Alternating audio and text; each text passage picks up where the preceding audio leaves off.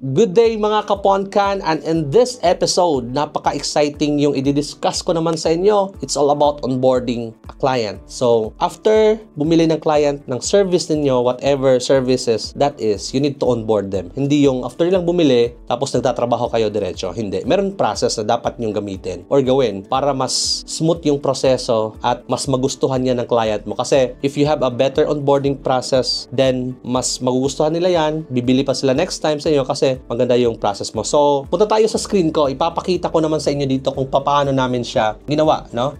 Want to quit your 9 to 5? Join the School of Profits. We teach Filipinos step by step how to make real money online. Alright, perfect. Ito yung onboarding process namin. So, andito lahat, no? Pinakita ko or papakita ko sa inyo dito. I-explain ko din sa inyo isa-isa. So, dito, mauna muna tayo. So, client subscribe to a service. But before siya nag-avail, magdi-discovery call muna kayo. Intindihin mo muna yung problem ni client, yung goal ni client, ano bang hinahanap niya, and mag-discuss kayo ng pain points. Kasi pag magustuhan niya or ikaw yung solution sa problem niya, magpo-purchase siya directly sa'yo. Any service to guys, this is working, no? Kasi ginagamit namin to sa lahat ng client. It's either they do discovery call or wala ng discovery call, they purchase directly without the discovery call. So let's imagine, yung client nag-subscribe na, nag-avail na siya ng service mo, diba? So next yung gagawin niya, dito na. So, fill up the intake form. May isa-send kaming intake form sa client.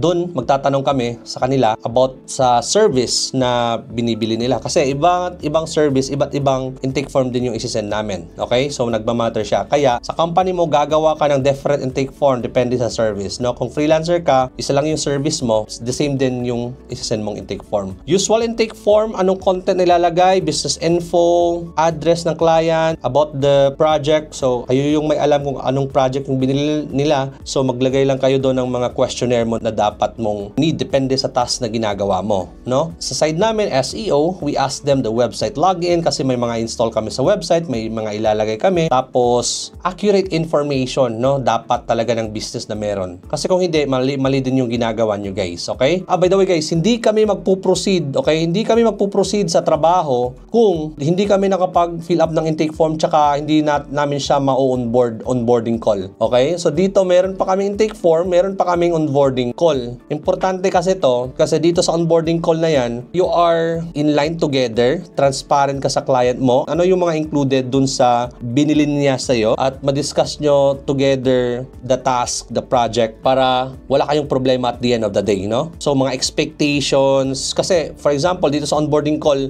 hindi nila alam na yung working time mo lang pala is from 8 AM to 5 Philippine time, tapos si client nag-chat sa'yo ng night time, tapos nagagalit siya ba't hindi ka sumasagot. So, sa onboarding call, madidiscuss mo yan para you are in line and transparent together. Want to earn high-ticket revenue? Start a digital agency even without experience at White Label Licensing, and we do the operation and staff salary. So, yan yung mga included. Discuss the process, how you work, explain the services, ano yung kasama sa services, yung included sa binili nila. Okay? So, after the onboarding call, depende guys kasi itong setup na to, whole setup is more on agency. But depende yan sa'yo kasi dito, napaka-detailed na ginawa namin. After namin magawa yung onboarding call, next namin gagawin is nagre-research kami before, okay? Before namin siya gagawin, yung task talaga mismo, nagre-research and planning kami, ang gagawa kami or gagawa kami ng strategy na ano ba yung ano ba yung gagawin natin based sa binili nila or ng client. So, dapat yung information ready, research planning, strategize. Tapos, dito na din kami nag-assign ng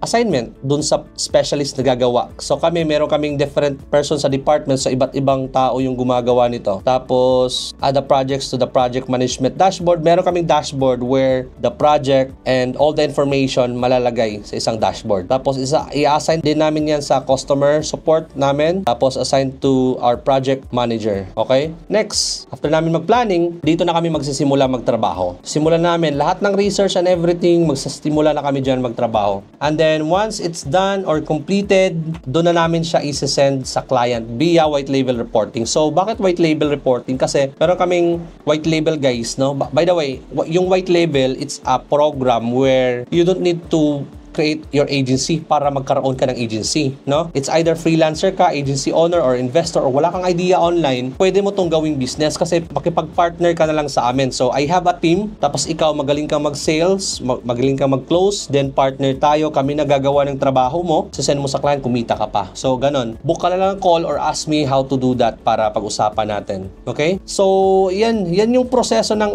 onboarding process namin. Napakasimple lang, di ba? So, you need to create your own para pwede na tong concept na to, no? If you want to create something like this, it's okay, but if you want to add more, it's up to you. But nag-work siya sa amin and I'm sure mag-work din siya sa inyo.